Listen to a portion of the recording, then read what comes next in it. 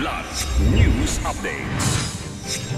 Sa ating mga balita, dalawang leader ng NPA patay sa engkwentro sa Misamis Oriental. PNP naghahanda sa posibleng pagbabalik ni dating Congressman Arnie Teves sa bansa.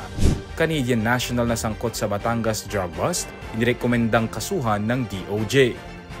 Ako po si Cesar Soriano, kasama ang buong puwersa ng Kidlat News Channel para ihatid ang mga nangungunang balita sa buong kapuluan ngayon. Dalawang leader ng New People's Army o NPA ang napatay sa engkwentro sa Barangay Balason, Giongog City, Misamis Oriental. Ayon sa militar, tumagal ng 10 minuto ang bakbakan sa pagitan ng mga tropa ng 16th Infantry Battalion at 7 miyembro ng NPA. Napatay dito sina Zaldi Galamiton aka Shaggy, mga opisyal ng North Central Mindanao Regional Committee. Na-recover ng mga tropa mula sa mga rebelde ang dalawang M16 rifles, 11 magazines at ammunition.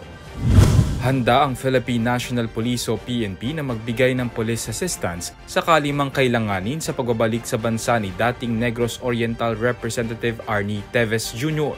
Saad ni PNP spokesperson Jean Fajardo, isa sa agenda ng pagpupulong ng ahensya kahapon ay ang paghahanda sa sakaling pagbabalik ni Teves sa bansa. Ayon kay Fajardo, naka-standby ang PNP at CIDG sakaling makatanggap sila ng request ng assistance. Gayunpaman, nilinaw ng spokesperson na isang normal na proseso ang ginagawa nilang paghahanda at sa kasalukuyan hindi pa sila nakikipag-ugnayan sa NBI hinggil dito. Inirekomenda ng Department of Justice National Prosecution Service o DOJ-NPS na kasuhan ng possession of illegal drugs ang Canadian citizen na sangkot sa 13.3 billion pesos illegal drug bust sa Alitagtag, Batangas. Ayon sa DOJ, nasa kanilang rekomendasyon na maghain ng mga reklamo laban kay Thomas Quinn bilang paglabag sa Section 11 ng Dangerous Drugs Act at ang paggamit ng mga pekeng pangalan sa ilalim ng Revised Penal Code. Dagdag ng ahensya, sasailalim si Quinn sa preliminary investigation dahil sa kanyang pagkakasangkot sa Alitagtag drug bust noong April 50. Ito rin ang isa sa magiging basehan ng case build-up laban sa Canadian National. Para sa Kidlat News Update, Renzel Lenon, nag-uulat.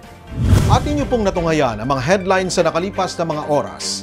Manatiling nakatutok para sa mga susunod na updates at breaking news.